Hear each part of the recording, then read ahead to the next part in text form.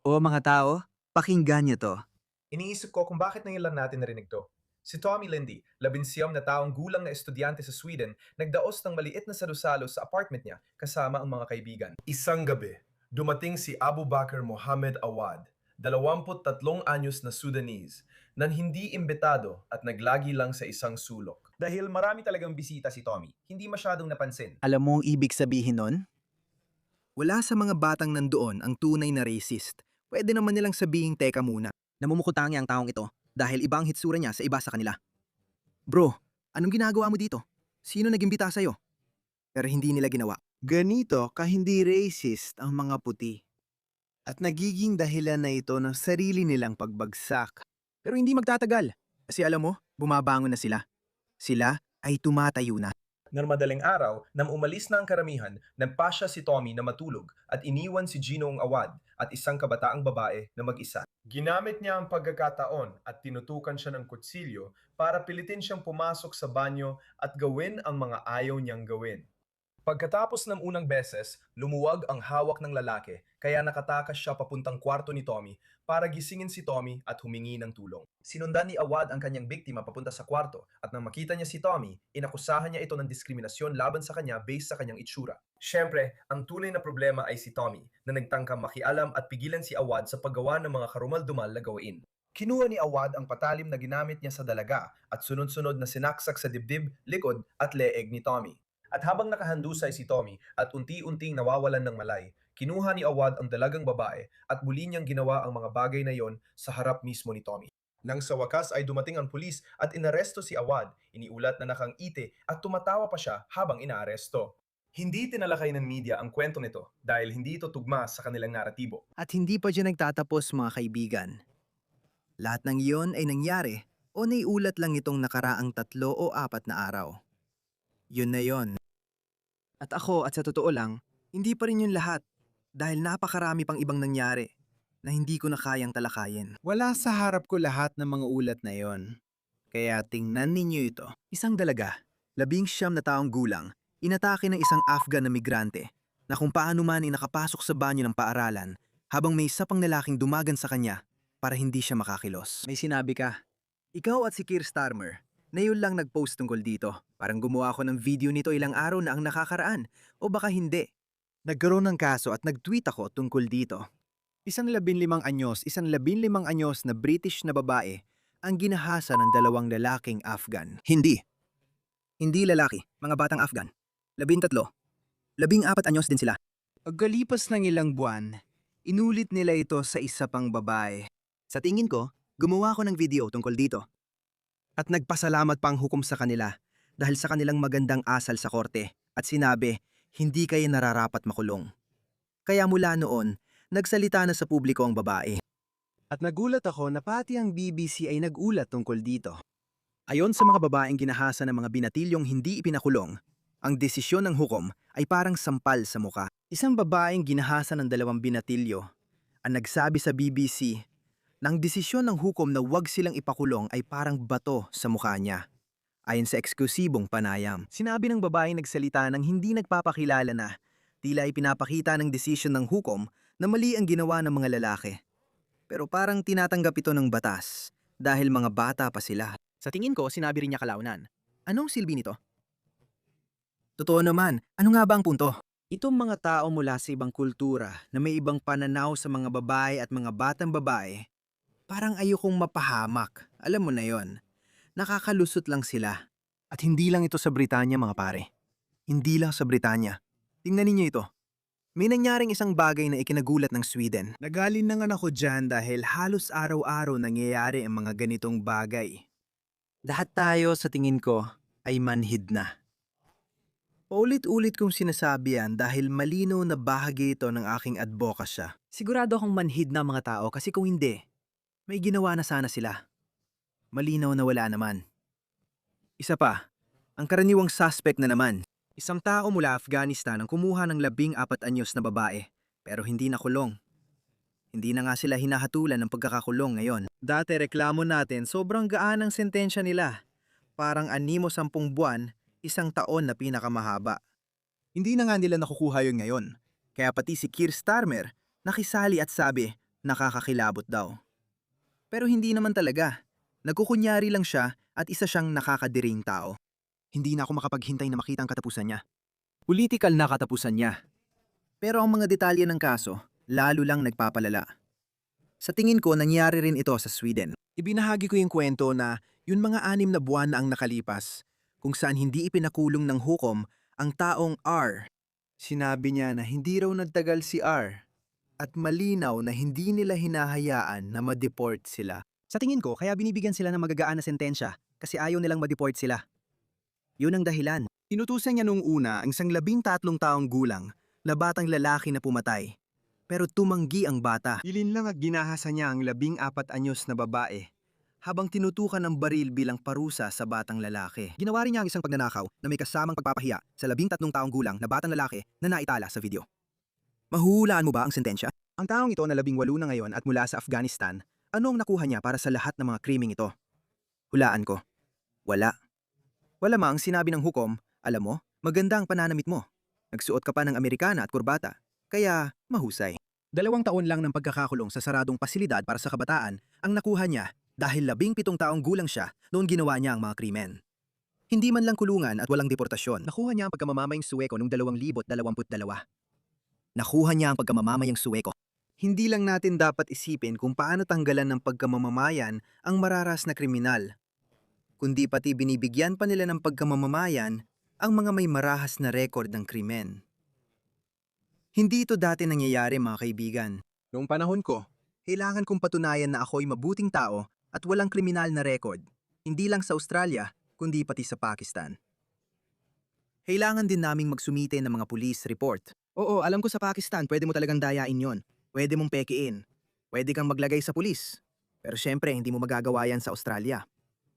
Kung may record ka ng krimen, lalabas talaga yan sa police report mo. Sabi ng imigrasyon, pasensya na, bumalik ka na lang. May kriminal ka at record ng krimen pero tapos na. Pwede ka pa rin gumawa ng marahas na krimen at maging mamamayan. Anong nangyari? May malubhang pagkakamali. May nangyaring mali. Tingnan mo, nangyayari ito sa buong mundo. Kakagawa ko lang ng video sa Japan. Nangyayari na ito sa Hapon. Tingnan mo, 6 na Nigerian ang inaresto ng Thai police dahil sa romance scam. Tinatawag ito ng mga Indian na love jihad. Sindikato na gumagamit ng AI-generated na mukha at pekeng video call. Nagkunwari silang piloto, doktor at inhinyero. Maniwala ka ba doon? Sinasabi nilang darating ang mga doktor at inhinyero para payamanin ka. Tinatarget ang mga babaeng Thai at sinasabing may package sa customs na kailangan ng transfer fee. Kaya makipagkita ka sa amin. Pagkatapos, gagawin nila ang usual nilang ginagawa. Feel good itong video, panoorin mo.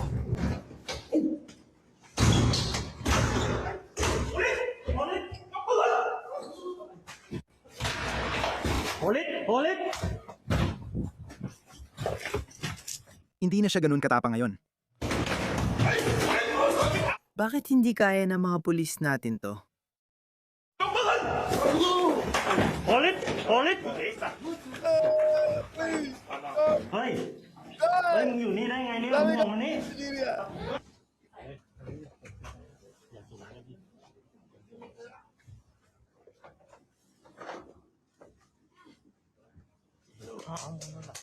Ganitong nangyayari, pare. Tingnan nyo. Sobrang dami ng ebidensya natin na kahit ang pinakamatitinding na dududa ay dapat pag-isipan ulit ang kanilang paninindigan. Kahit saan ka tumingin, bawat bansa na tinitingnan mo, bawat bansang nagsimulang magtala ng ganitong datos ay hindi may kakaila. Tingnan nyo to. Mga migranteng Syrian. Ito ay Alemanya. Mga migranteng Syrian. Mga pinag-iinala ang gumawa ng marahas na krimen sa Alemanya kada 100,000. Mga taong may lahing. Syrian. 1,740. Mga Afghan. 1,722. Kung ikukumpara sa 163 na mamamayang Aleman lamang, sigurado akong marami kayong Turk at tao mula sa iba't ibang kultura dito. Ipinakita ko na ang mga estadistikang ito ng ilang beses. Tingnan ninyo. Ito ay sa Denmark sa tingin ko. Tingnan ninyo ito. Oo, Denmark. Kung gagamitin natin ang mga katutubong Dane bilang pamantayan, 20 beses na mas malamang na gumawa ng krimen ang mga Somali. Ang mga Syrian ay 16 na beses na mas malamang na gumawa ng krimen. At tingnan mo ito, kahit saan ka tumingin, sila at sila pa rin ang mga karaniwang pinaghihinalaan. Mga Somali, Moroccan, Palestinian, Iraqi, sa bahaging yon, meron ding mga Pakistani. Oo, karaniwan ay mga tagahilagang Aprika at Syrian marahil dahil hindi ganong marami ang mga Pakistani o Bengali sa Denmark. Kahit saan ka tumingin mga pare, paulit-ulit lang ang kwento. Panoorin ninyo ito. Isang batang babaeng alima ng hinipuan, sinundan, at sexual na hinaras na isang Arabong migrante ng 10 oras ng gabi. Nakakatakot ito. Pakinggan ninyo. Huwag mo akong hawakan. Huwag mo akong hawakan. Huwag mo hawakan. Yun isang kasabihan para masabi ko sa'yo na gusto kong maging astig. Salamat. Sa tingin ko magugustuhan mo yan. Pakiuwi ka na, please. Uuwi na ako. Umuwi ka na at uuwi na rin ako. Sabi niya, umuwi ka na. Matutulog daw? Ibig mong sabihin, tayo matutulog ng magkasama? Itong mga Casanova na to. Pansinin kung gaano siya kayinaon magsalita dahil halatang ayaw niya itong maudyok na magwala. Tingnan niyo ang ginawa niyo sa mga bansa niyo. Mga lipunang may mataas na antas ng tiwala ang mga ito noon. Ang lola ko, na nanirahan sa kolonyal na India, palagi siyang may kwento. Sabi niya nung panahon ng mga Gore, ibig sabihin mga Briton, pwedeng maglakad ang babae 1:00 ng madaling araw. Walang mangyayari dahil napakahusay ng batas at kaayusan noon. Pero nabuhay siya para makita ang Pakistan na naging malaya. At pagkatapos ay naging magulo gaya ngayon. Pagdating ko dito sa Australia, ganito pa rin ang sitwasyon. Pero alam kong magbabago rin ito. Nakikita ko mga babae at estudyante naglalakad sa araw. Pero pakiramdam ko, hindi na mangyayari yon. Hindi ko nakita ang mga estudyanteng babae na naglalakad sa Ilford Tower Hamlets o iba pang Muslim na lugar. Hindi nila ginagawa yon. Kalimutan mo na ang mga estudyanteng babae. Kahit mga normal na babae, mga matatanda na, hindi rin naglalakad-lakad. Sa mga puting komunidad, mas madami kang makikitang kababaihan at batang babae na naglalakad mag-isa, pero nabibiktima rin sila. Lahat sila. Pasensya na, uulitin ko lang. Pinagsasamantalaan sila ng mga karaniwang suspect. Tingnan mo ang ginawa mo sa bansa mo. Tingnan mo ito. Kaya hindi na makalakad ng malaya at ligtas ang babaeng aliman sa sarili niyang bansa. Dahil sa mga taong ito.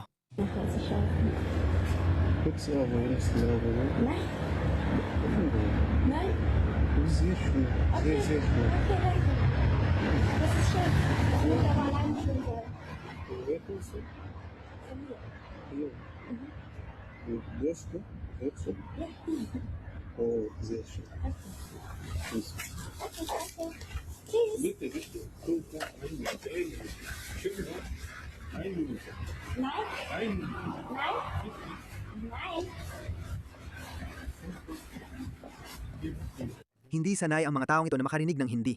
Hindi nila alam kung ano ang ibig sabihin nito. Okay.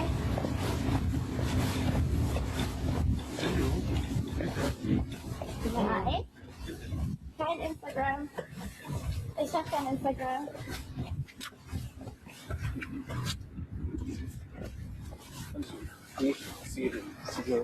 Nicht was? Ich glaube, du wohnst hier nicht. Oder in diese Richtung? Du nicht. Du wohnst da hinten. Doch? Doch? Nein! Ich weiß nicht, auch.